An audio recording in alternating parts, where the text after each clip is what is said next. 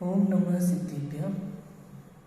नमो अरिहन्ताणं, नमो सिद्धाणं, नमो आयर्याणं, नमो वज्रायाणं, नमो लोई संविसाहुणं। लक्ष्मी निवास निलयम् विलीन विलयं निधाय हरिवीरम् आत्मानुशासनमहं वक्षे मोक्षाय भव्यानाम्।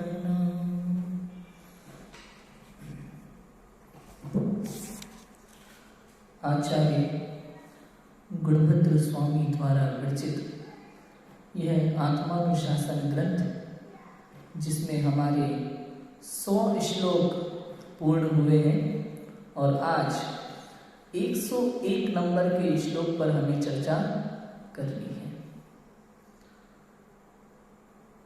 101 नंबर का यह श्लोक, इसकी हेडिंग पढ़ो, काम जन्य वेदना।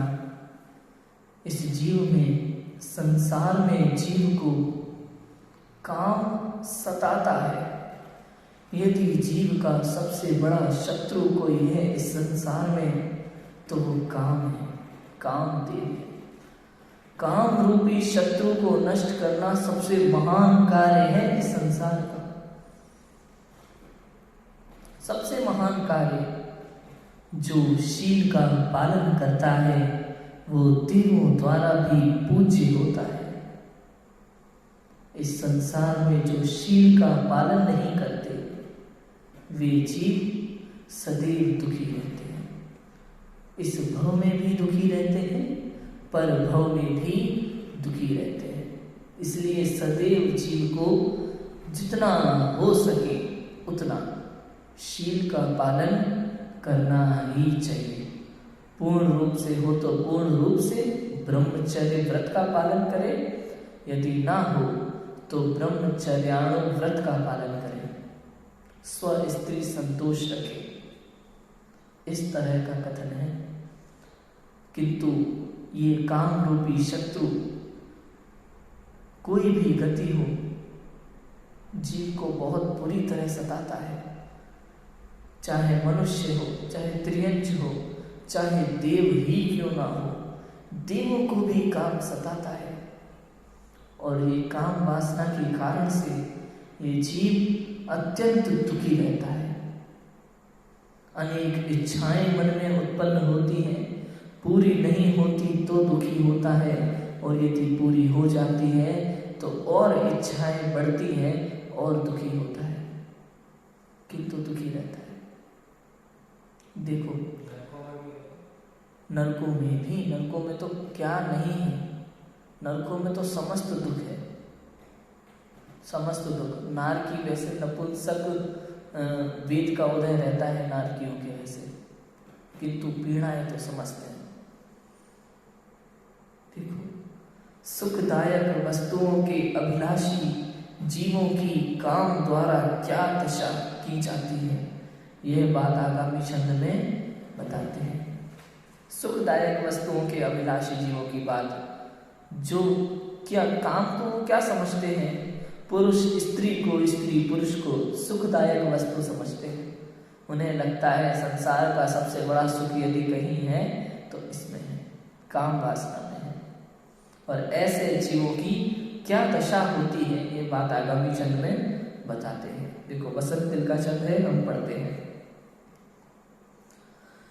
हाँ कष्ट मिष्ट वनिता भीर कांडीव चंडो विखंडयति पंडित मानिनोपि पश्याद्भुतं तदपि धीरतया सहन्ति दत्तुं तपोग्निभिरमुं न समुत्सहन्ति।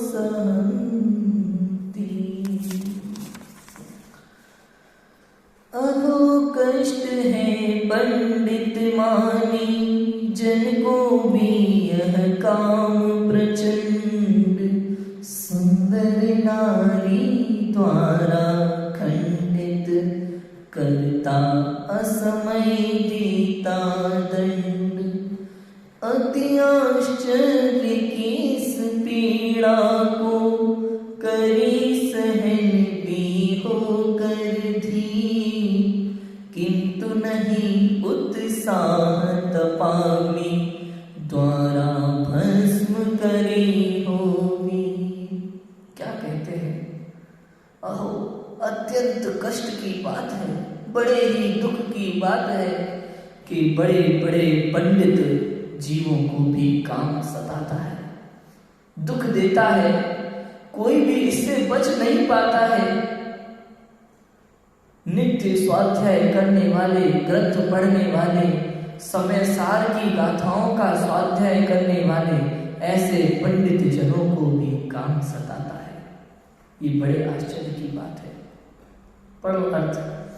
हाय, यह बड़े कष्ट की बात है कि अपने को पंडित ज्ञानी यह मानने वालों को प्रचंड काम असमय में ही इष्ट स्त्री आदि के निमित्त से खंडित कर देता है। उनके ज्ञानी पने को खंड खंड करके महा दुख देता है। फिर भी यह आश्चर्य देखो कि वे अपने को खंड खंड होते हुए धीर वीर पने से सहन करते हैं और तप रूपी अग्नि द्वारा काम को जलाने में उत्साहित नहीं होते। यह है आश्चर्य की बात। क्या कहते हैं आचार्य गुरुभद्र स्वामी? वास्तव में देखा जाए तो संसार में कोई भी काम से बच नहीं पाता। सभी को ये पीड़ा सताती है।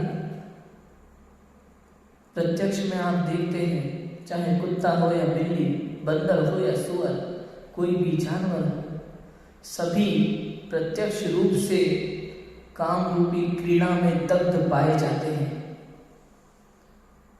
मनुष्यों में आज छोटे छोटे बालक भी इनसे नहीं बच पाते। पहले का समय था जब जिस वर्ष में बालक इन बातों को समझता नहीं था, आज उससे आधी उम्र के बालक भी इसमें संलग्न है। विचार तो करो, कोई नहीं बच पाता। यहाँ तो कहते हैं साधारण जनों की बात तो और है, मनुष्यों की बात, त्रियंचों की बात और है, साधारण जनों की बात और है। बड़े बड़े ज्ञानी पंडित जो अध्यात्म का भी सेवन करते हैं, जो आगम के ज्ञाता हैं, ऐसे ज्ञानी स्वाध्यायी जन जो नित्य स्वाध्याय करते हैं, ऐसा नहीं सिर्फ दिखाने के लिए करते हैं, ऐसा नहीं, वास्तव में हृदय से जिन्हें धार्मिक रुचि है, ऐसे ज्ञानी पंडित भी काम से नहीं बच पाते। उन्हें भी काम सताता है, बहुत सताता है। देखो, प्रचंड काम असमय में ही इष्ट स्त्री आदि के निमित्त से खंडित कर देता है। उनके ज्ञानी पने को खंड खंड करके महादुख देता है। फिर भी ये आश्चर्य देखो कि वे अपने को खंड खंड होते हुए धीर वीर पने से सहन करते हैं। समझ आया कि बड़े बड़े ज्ञानी पंडित इस काम से बच नहीं पाते। कितने ही आध्यात्मिक ग्रंथों का अध्ययन किया हो, कितने ही स्वाध्यायी होते हैं, आगम की बातों को जानते हैं, कर्म के उदय को भी जानते हैं, कर्म फल को जानते हैं, समझते हैं। ये जो वर्तमान में परिणाम हो रहे हैं, इनका क्या फल होगा, ये जानते हुए भी वे काम में संलग्न रहते हैं।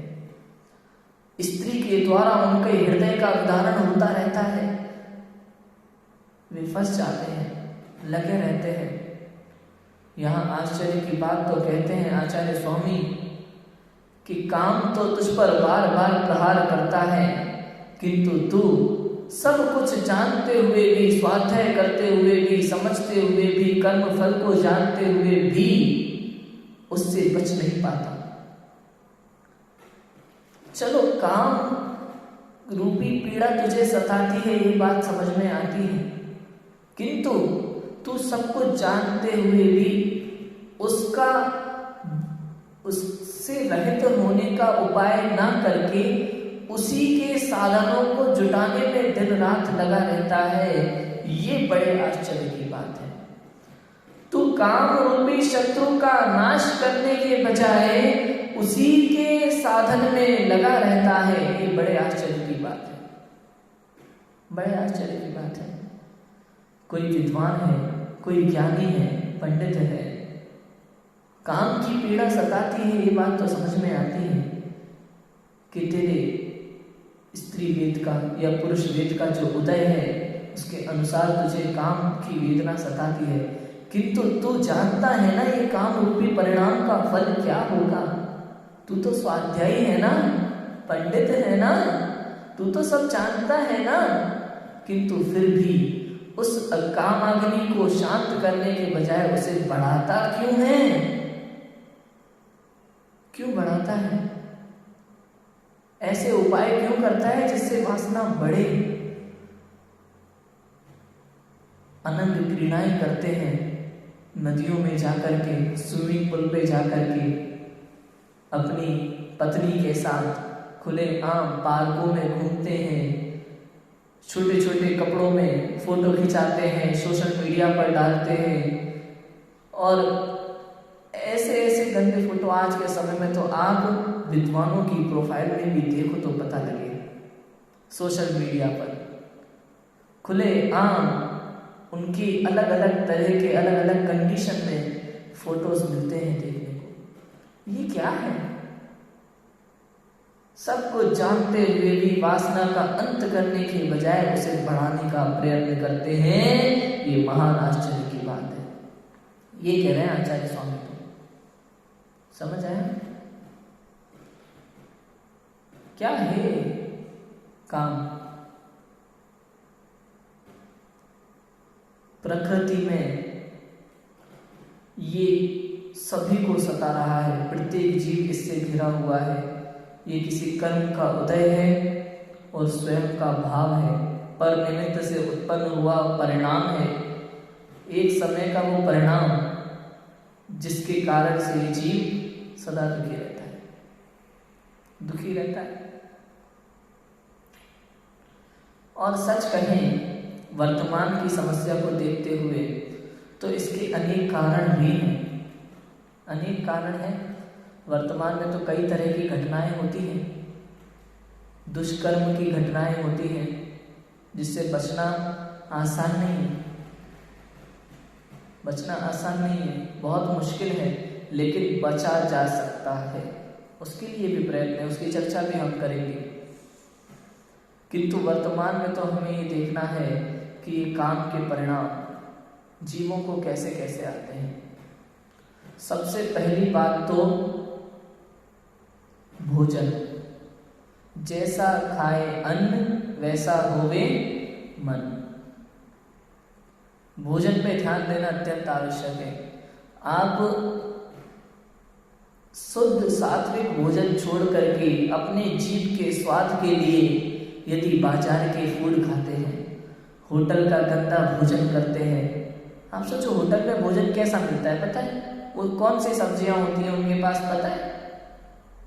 जो सब्जियां बिल्कुल लो क्वालिटी की होती हैं, सड़ी गली। समझ आया? भाई चीज खराब हो और कीमत ऊंची हो तभी तो कमाई होगी ना। कमाई कैसे होगी? हम लोग सब्जी खरीद के लाते हैं तो कैसे लाते हैं? छांट करके। कैसे लाते हैं? छांट करके। लौकी कितने की है, तोरई कितने की है, कैसी है, हम लोग सब कुछ छांट बीन करके लेकर के आते हैं एक एक चीज।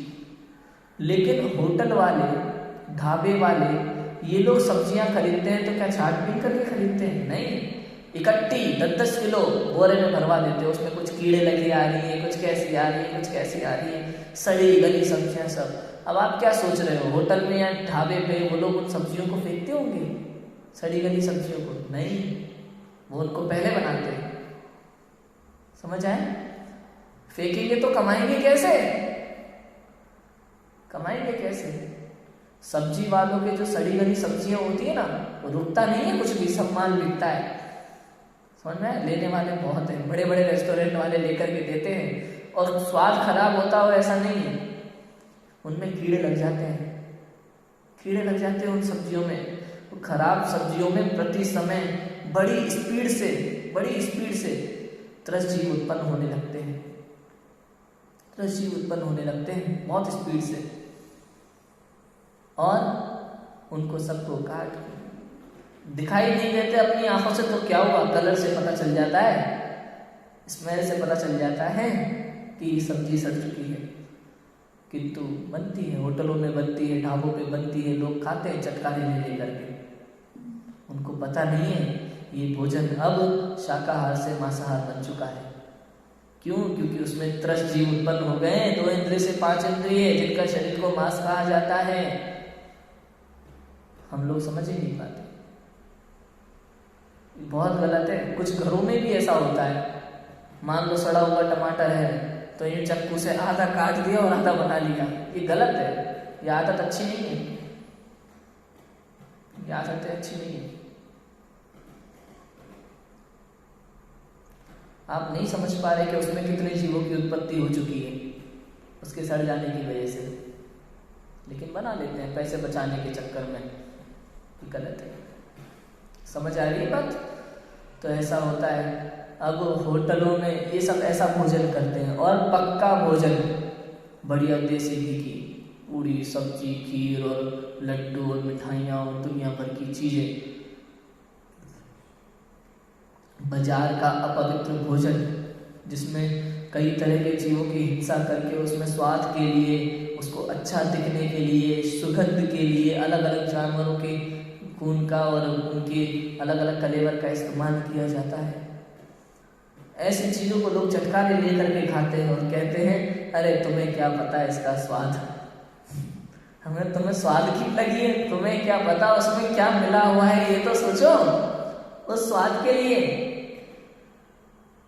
तुम्हें स्वाद दिख रहा है, उन जीवों की पुकार नहीं दिख रही, उन जीवों का करुण रुदन नहीं दिख रहा, जिन जीवों को काट मार करके इनमें मिलाया गया है वो नहीं दिखता, स्वाद दिखता है। समझ आ रही है बात? सोचने की बात है। और ऐसा ये भोजन एक काम को बढ़ावा देता है, एक कामोत्पादक भोजन है। किसका उत्पादक भोजन है? कामोत्पादक भोजन है। ऐसा भोजन करने के बाद जीव के अंदर काम के परिणाम में वृद्धि होती है। इसलिए हमारे कभी भी कोई ब्रह्मचारी या साधु मुनिराज इस तरह का भोजन नहीं करते। किस तरह का? अरे भैया सड़े गले की बात नहीं कर रहा, अपवित्र की बात नहीं कर रहा, शुद्ध सात्विक भोजन में भी पक्का भोजन नहीं लेते। अधिक घी हो ऐसा भोजन नहीं लेते, अधिक रस हो ऐसा भोजन नहीं लेते, शुद्ध सात्विक भोजन लेते हैं। और बिल्कुल कच्चा भोजन, कच्चा भोजन मतलब समझे? पक्की रसोई कच्ची रसोई होती है ना, कच्चा भोजन मतलब रोटी सब्जी, ऐसा पूरी नहीं लेते, पराठे नहीं लेते, वैसे भोजन नहीं लेते जो काम को बढ़ाने वाला हो। समझ आई बात? ऐसा होता है।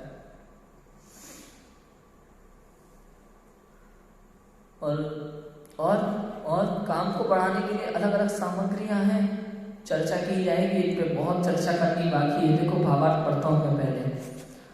देवता पर्यंत सभी जीवों को काम सताता है, अपने को ज्ञानी मानने वालों को भी स्त्री के निमित्त से भ्रष्ट करके दुख देता है।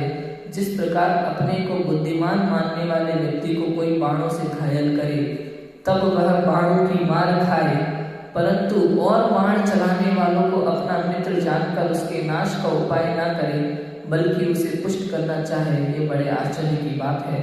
उसी प्रकार अपने को ज्ञानी मानने वाले किसी व्यक्ति को काम स्त्री द्वारा पीड़ित करता है तब भी वह काम की पीड़ा तो सहन करता है, परंतु उसे हितरूप जानकर तप रूपी अग्नि से भस्म करने का उपाय नहीं करता, बल्कि अनेक सामग्रियों द्वारा उसे पुष्ट करना चाहता है। बड़े आश्चर्य की।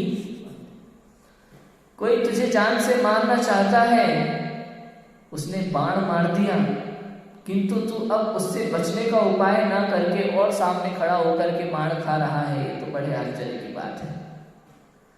कोई तुझे मार रहा है तो उससे बचने का प्रयत्न भी नहीं कर रहा, उल्टा मार खाने का आनंद ले रहा है। ये तो बड़े आश्चर्य की बात है। ऐसे बच्चों को हमारे यहाँ स्कूल में डीट कहा जाता था। क्या कहा जाता था? डीट है, कितना भी मार लो फर्क नहीं पड़ता। ऐसे ये कामदत्त पुरुष है। लेकिन ये कामदत्त में सामान्य पुरुषों की बात नहीं चल रही है, यहाँ स्वाध्यायी पंडित ज्ञानी पुरुषों की बात चल रही है कि ऐसे जीव सब कुछ जानते हुए भी जानते हैं ये काम रूपी बाण इसको घायल कर रहे हैं, लेकिन फिर भी उसके नाश का उपाय करने के बजाय उल्टा उसे और बढ़ावा देता है। ये बड़े आश्चर्य की बात है। ये स्त्री पता है मायाचार का प्रतीक है। एक तरीके से मायाचार, छल कपट, वो किसी एक की नहीं होती, सभी स्त्रियां एक जैसी नहीं होती। सबसे पहली लाइन तो ये है, बॉटम लाइन, जिसे हमें समझ लेना चाहिए, क्योंकि इसी देश में वेश्याएं भी उत्पन्न होती हैं और यहीं पे सीता, चंदनबाला, अंजना जैसी महासतियां भी होती हैं। किंतु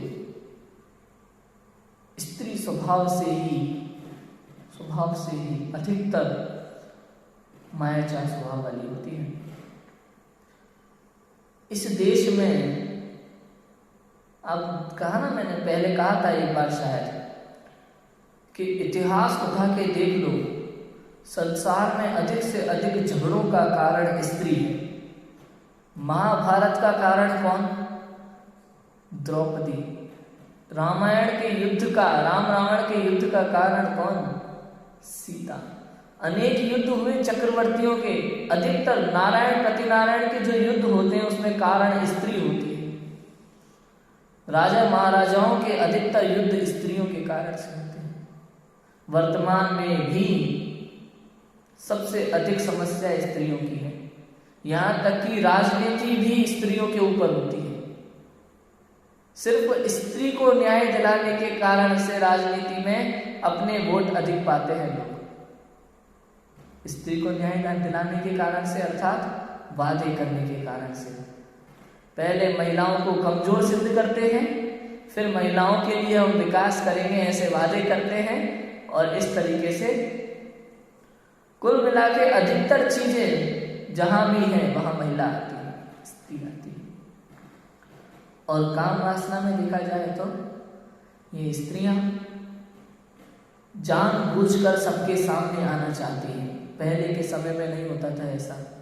स्त्रियों को ग्रह की लक्ष्मी माना जाता था। कहा जाता था कि घर की लक्ष्मी घर में रहे तो घर स्वर्ग जैसा होता है। किंतु आज के समय में वो घर की लक्ष्मी बाहर सबकी लक्ष्मी बनी हुई है।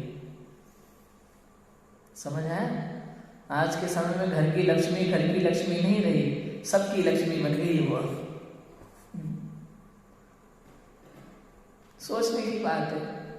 घर में पिता की कमाई पूरी है, पिता इतना कमा रहे हैं कि घर में बेटी को कोई कमी ना हो। पति इतना कमा रहा है कि पत्नी को, पुत्र को कोई समस्या उत्पन्न ना हो, किंतु उसके बाद भी लड़की को या स्त्री को ऐसा लगता है कि मेरे अधिकारों को दबाया जा रहा है, मुझे भी नौकरी करनी चाहिए, मुझे भी पैसा कमाना चाहिए। क्यों भाई? क्यों?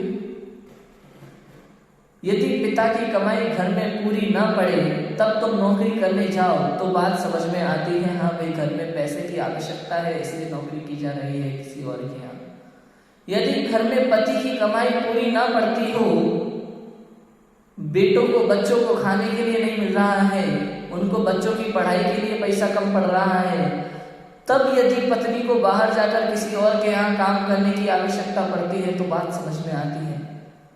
किंतु स्त्री स्वयं दुनिया भर में, घर में पिता की कमाई भी पूरी है, पति की कमाई भी पूरी है, कोई समस्या नहीं है, किंतु फिर भी घर के कामकाज को छोड़ करके बाहर दूसरों के यहाँ पे नौकरी करने जाना, ये बड़ी ही क्या कहना चाहिए इसको, क्या कहना चाहिए, निचली सोच है। बहुत बड़ी विडंबना है, बहुत नीचे दर्जे की सोच है, ऊंची नहीं है, अच्छी सोच नहीं है, बुरी सोच है, गंदी सोच है। अरे आपको क्या लगता है, इतिहास उठा के देखो ना, द्रौपदी उसने शास्त्र विद्या और शस्त्र विद्या दोनों सीखी थी, किंतु युद्ध किसने लड़ा था? 5 पांडवों ने। द्रौपदी स्वयं क्यों नहीं लड़ी अपने लिए? क्योंकि उसे पतियों पर भरोसा था कि मेरे पति स्वयं में ताकतवर है, मुझे लड़ने की आवश्यकता ही नहीं है, जरूरत पड़ेगी तो देखेंगे। जब तक आवश्यकता नहीं है तब तक स्त्री बाहर निकल के आती नहीं है। सीता क्या किसी और राजा के यहाँ नौकरी करने नहीं गई? वो भी शास्त्र विद्या शस्त्र विद्या दोनों में पारंगत थी, नृत्यांगना थी, उच्च क्वालिटी की नृत्यांगना थी। क्यों वनों में भटक रही थी, लकड़ी काट रही थी, साधु के यहाँ रहकर उसने अपना जीवन जिया? क्यों? चाहती तो किसी राजा के दरबार में बढ़िया नृत्यांगना की नौकरी करती, अच्छे पैसे मिलते कि नहीं मिलते? वनों से सूखी लकड़ियां काटना, भोजन पकाना, अपने बच्चों को इतनी कठिनाइयों से पालना, ये सब दुख क्यों झेले जंगल में? वो चाहती तो किसी भी राजा के यहाँ दूर देश में जाकर के वहां अच्छी नृत्यांगना बन जाती, महल में सबका मनोरंजन करती और बढ़िया स्वर्ण मुद्राएं पाती अपने रूप और कला के जरिए। उस समय तो राजा ऐसे ही होते थे, उन्हें किसी भी स्त्री का नृत्यांगना का नृत्य पसंद आ जाए, रूप पसंद आ जाए तो वो ऐसे मोहरे लुटाते थे। आप इतिहास में पढ़ोगे तो सब समझ में आएगा। इतिहास पर बनी हुई फिल्मों में सब बताया जाता है। समझ आ रहा है कि नहीं आ रहा है? क्लियर? किंतु ये बातें प्रेरणा लेने के लिए नहीं कहेगा कोई। प्रेरणा किससे दिलाते हैं? अरे आप अपने आप में समर्थ समझो अपने आप को। अरे भैया समर्थ तो सब हैं, कौन नहीं है? यहाँ किसी पर ये प्रश्न चिन्ह नहीं लगाया जा रहा है कि आप समर्थ नहीं हो, लेकिन आवश्यकता तो हो। आप सोचो, मुझे पता है कि आप में 20 किलो की बाल्टी उठाने की ताकत है, ठीक है, लेकिन यहाँ 1 किलो शक्कर बाजार से लेकर के आनी है तो वहां हम ये सामर्थ्य दिखाएं, नहीं हम 1 किलो क्यों शक्कर लेके जाए, हमें तो 20 किलो उठाने की ताकत है, हमें तो 20 किलो लेके जानी चाहिए। हाँ, अरे नहीं भैया, हमें इस बात में कोई शंका नहीं है कि आप 20 किलो वजन उठा सकते हैं, किंतु आवश्यकता 1 किलो शक्कर की है तो 1 किलो ही लानी पड़ेगी ना। बात समझ में आ रही है? समझने की बात यह है, जहां आवश्यकता नहीं है वहां अपनी शक्ति दिखाना, शक्ति प्रदर्शन करना, वो आवश्यकता नहीं, वो अभिमान है। वो अभिमान है, अच्छी बात नहीं, बुरी बात है। ये समझना चाहिए हमको। अपने शौक पूरे करने के लिए पिता का भी सर झुकाती है, पति का भी सर झुकाती है, और फिर जब तरह तरह के लड़कों से मिलना होता है, लड़कों का लड़कियों को देखना, लड़कियों का लड़कों को देखना, साथ काम करना, हंसी मजाक करना, इससे परिणाम बढ़ते हैं। समझ आए?